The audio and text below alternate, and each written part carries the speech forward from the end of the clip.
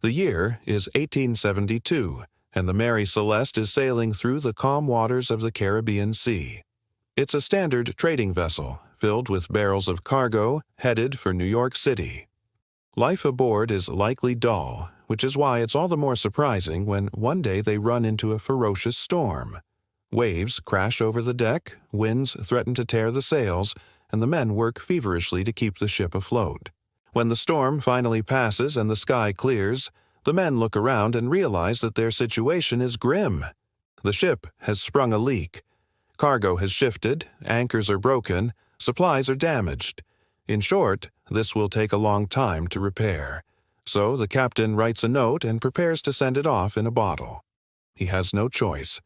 His ship is damaged beyond repair, and he and his crew must wait here for rescue. They have little food and no way to call for help. So he sends the bottle on its way, hoping that someday someone will find it and discover the fate of the Mary Celeste. That someday comes on December 4th, 1872, when the Mary Celeste is discovered floating aimlessly in the Atlantic Ocean. The ship is in good shape, cargo untouched, food and water ready to eat. Everything is fine except for the crew. Where are they? Why aren't they on board? Who were they? The Mary Celeste was captained by Benjamin Briggs, a veteran sailor with decades of experience under his belt. He had spent much of his life at sea, traveling the world and working odd jobs on various ships until he saved enough money to purchase his own. That ship became the Mary Celeste. He was proud of his ship and took good care of her. He painted her bright colors, polished her wood, making sure everything was up to snuff. On this trip, he was accompanied by his wife, Sarah, and 7-year-old daughter, Sophia. Other than them, there were 6 crew members. Together, they made up the crew of the Mary Celeste. On the morning of November, they left their port in New York City and set sail for Genoa, Italy, where they planned to pick up cargo and return home. The journey was a long one, but uneventful. The weather was calm. There were few waves and even fewer clouds. The ship moved smoothly across the water, almost too smoothly. 3 weeks passed and the crew began to grow restless.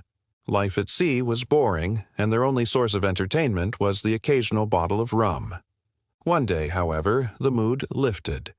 A strong breeze caught the sails and the ship raced across the surface of the ocean. For the first time in weeks there was movement, excitement, even adventure. This was exactly what the crew needed. Except for Captain Briggs, he was concerned about the storm.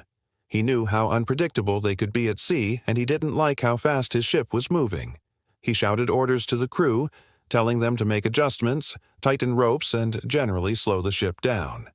Unfortunately, the storm lasted longer than expected. For days, the men worked to keep the ship upright, battling waves that threatened to swallow them whole. Finally, the storm subsided and the men emerged from the cabin, exhausted but relieved. It was then that they noticed something was wrong. Cargo had shifted, anchors were broken, supplies were damaged. It was obvious that their journey would be delayed, and the men began to fix the damage. The captain wrote about it in the logbook, recording every crack and creak, every wave and wind. Then, with a sigh, he closed the book and walked out onto the deck. He looked up at the sky, squinting against the sun.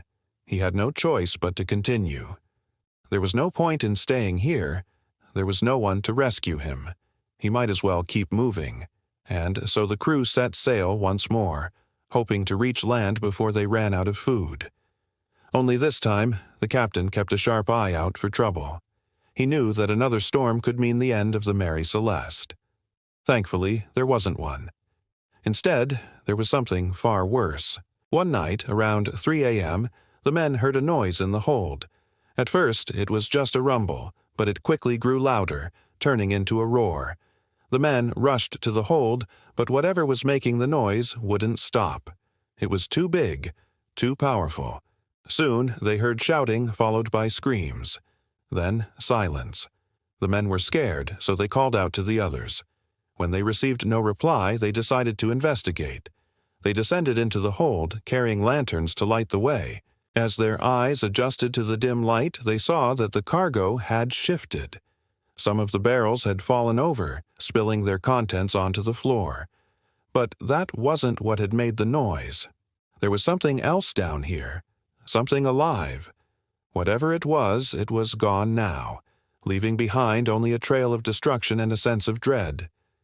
This happened several nights in a row, always at the same time, always without warning. The men were terrified, unsure of what to do. They couldn't go on like this. They had to find out what was down there. What they found shocked them. It was a small animal, no bigger than a cat, with fur like coarse sandpaper, eyes like glowing embers, and claws like hooks. It snarled at them, baring its fangs, and the men fell back in surprise. Hadn't they imagined the noise? Was there really a monster loose in the ship?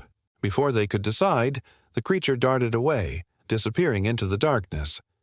Now they were truly afraid, realizing that they weren't alone. They tried to catch the beast, but it was too quick, too agile. Finally, they gave up, locking themselves in the cabin for safety. But even that didn't help. The creature followed them, scratching at the door, meowing loudly. They were trapped with a monster. They knew they couldn't stay here forever. Eventually, they'd run out of food and water, not to mention the sanity. So they opened the door and stepped outside, hoping to lure the animal away. They tossed barrels overboard, hoping to distract it, but it just watched them, unfazed. It continued to follow, keeping them in sight. The men were desperate. They didn't know what to do. They couldn't fight it because it was too dangerous. They couldn't outrun it because it was too fast. They were trapped. Days turned into weeks, and the men grew weaker. They rationed their food and water, trying to make it last.